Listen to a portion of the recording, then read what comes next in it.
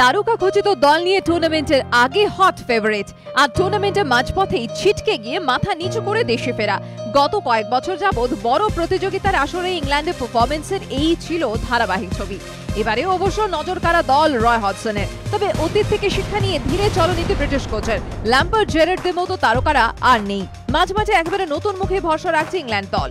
গড় বয়স 26, অভিজ্ঞতা কম হলেও ব্রিটিশ মিডিয়ায় প্রাক্তন ফুটবল তারকারা বলছেন ভালো ফল করার মতো ক্ষমতা রাখে এই ইংল্যান্ড। যে ব্রিটিশ তারকারা এবার নজরে থাকবেন তারা হলেন জো হার্ট, ক্রিস স্মলিং, স্টার্লিং এবং অবশ্যই রুনি।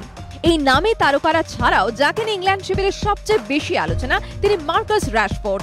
মাত্র 18 বছর বয়সী এই স্ট্রাইকার ইতিমধ্যে ম্যান ইউ এর জার্সিতে নজর কেড়েছেন। জাতীয় দলের হয়ে এর আগে খেলেছেন মাত্র একটি ম্যাচে। ব্রিটিশ ফুটবল মহলের দাবি এই রাশফোর্ড ভবিষ্যতে সম্পদ হতে পারে। সূত্রের খবর এই তারকাকে এখন আগলে রাখছেন খোদ রুনি। অভিজ্ঞ তারুণ্যের এই যুগলবন্দির উপর ভরসা করে কি প্রথম ইউরো জয় হবে থ্রি লায়ন্সের? অপেক্ষায় ফুটবল মহল। এবিপি আনন্দ।